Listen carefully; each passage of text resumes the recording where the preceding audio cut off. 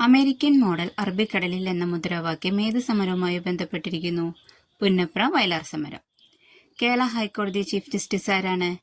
തന്നിരിക്കുന്നതിൽ ആശിഷ് ജിതേന്ദ്ര ദേശായി ആണ്. പരീക്ഷ നടക്കുമ്പോൾ അദ്ദേഹമായിരുന്നു, പക്ഷെ നിലവിൽ സൗമൻസൻ ആണ്. കേരളത്തിലെ ആദ്യത്തെ സമ്പൂർണ്ണ ഡിജിറ്റൽ ജില്ല ഏത്? Thrissur. Transfer of power in India എന്ന ഗ്രന്ഥത്തിന്റെ കർത്താവാര്? വി.പി. മേനോൻ.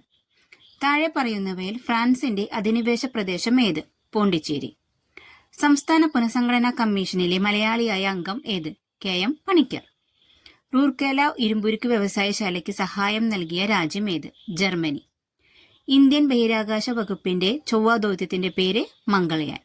അപ്പോൾ അമേരിക്കൻ മോഡൽ അറബിക്കടലിൽ എന്ന മുദ്രാവാക്യം ഏത് സമരവുമായി ബന്ധപ്പെട്ടിരിക്കുന്നു? പുന്നപ്ര വയലാർ സമരം. കേരള ഹൈക്കോടതിയുടെ നിലവിലെ ചീഫ് ജസ്റ്റിസ് സൗമൻസൻ. കേരളത്തിലെ ആദ്യത്തെ സമ്പൂർണ്ണ ഡിജിറ്റൽ ജില്ല തൃശൂർ.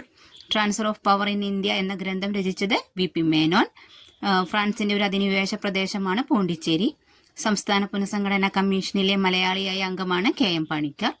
റൂർക്കേല ഇരുമ്പുരുക്ക് വ്യവസായശാലയ്ക്ക് സഹായം നൽകിയ രാജ്യമാണ് ജർമ്മനി. ഇന്ത്യൻ ബഹിരാകാശ വകുപ്പിന്റെ ചൊവ്വ ദൗത്യത്തിന്റെ പേരാണ് മംഗൾയാൻ. വീഡിയോ ഇഷ്ടപ്പെട്ടാൽ ലൈക്ക് ചെയ്യുക, ഷെയർ ചെയ്യുക, സബ്സ്ക്രൈബ് ചെയ്യുക.